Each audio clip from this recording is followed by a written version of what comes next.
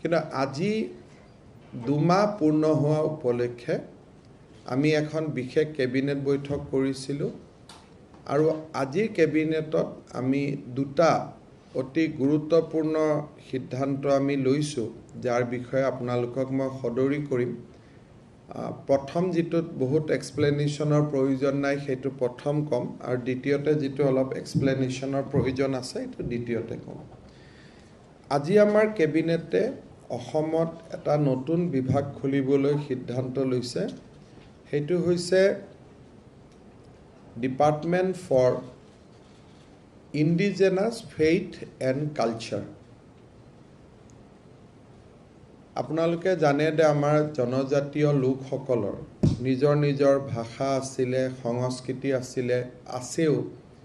তেওঁলোকৰ নিজৰ ধৰ্মীয় বিশ্বাস আছে কিন্তু চৰকাৰৰ আনুষ্ঠানিক সহায়ৰ অভাৱত আৰু এই জনজাতীয় লোকসকল এনেকুৱা যে তেওঁলোকৰ আৰ্থিকভাৱে তেওঁলোক সম্পদশালী নহয় যে তেওঁলোকে বহুত টকা পইচা দান বৰঙনিও সংগ্ৰহ কৰিব পাৰে বাথৌ হওক ব্ৰহ্ম হওক দনিয়পলু হওক বা আমাৰ চাহ বাগিচাৰ বিভিন্ন ধৰ্মীয় বিশ্বাসকে হওক আমাৰ মৰাণ মটক সমাজৰ ধৰ্মীয় বিশ্বাসে হওক ৰাভা মিচিং সমাজৰ ধৰ্মীয় বিশ্বাস হওক সাংস্কৃতিক পৰম্পৰা হওক গীত মাত গোটেইখিনিক আমি সংৰক্ষণ আৰু সংবৰ্ধনৰ কাৰণে এই ডিপাৰ্টমেণ্টটো আমি খুলিবলৈ সিদ্ধান্ত লৈছোঁ যে department for indigenous faith and culture মই আমাৰ কেবিনেটে বিত্তমন্ত্ৰী ডাঙৰীয়াক অনুৰোধ কৰিছে যে ডিপাৰ্টমেণ্টটো যিহেতু নতুন আৰু এটা আমি মহান উদ্দেশ্যলৈ ডিপাৰ্টমেণ্টটোত আগবাঢ়িছোঁ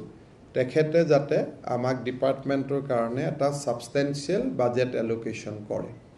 কি কৰে কি নকৰে we have left it to her but আমি কেবিনেটে ৰিকুৱেষ্ট কৰিছোঁ যাতে এটা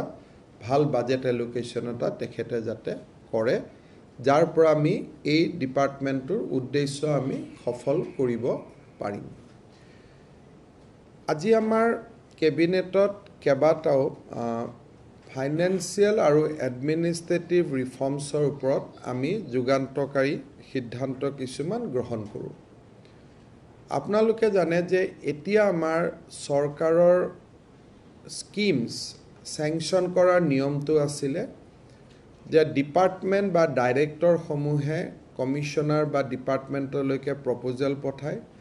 ডিপাৰ্টমেণ্টে পুৰণা দিনত প্লেনিং আজিৰ দিনত TND আৰু ফাইনেন্স ডিপাৰ্টমেণ্টৰ পৰা এপ্ৰুভেল লয় কাম এক্সিকিউট কৰে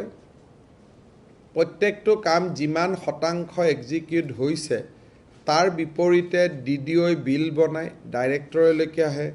ডাইৰেক্টৰৰ পৰা ছেক্ৰেটেৰিয়েটলৈকে আহে ছেক্ৰেটেৰিয়েটৰ পৰা বিত্ত বিভাগলৈকে যায় আৰু বিত্ত বিভাগৰ পৰা পুনৰ DDOলৈকে টকা মুকলি কৰি দিয়া যায় এই গোটেই ব্যৱস্থাটোৰ আমি এটা ফাণ্ডামেণ্টেল পৰিৱৰ্তন আনিব খুজিছোঁ সেইটো হ'ল যে 2 কোটি টকা পৰ্যন্ত প্ৰতিখন স্কিম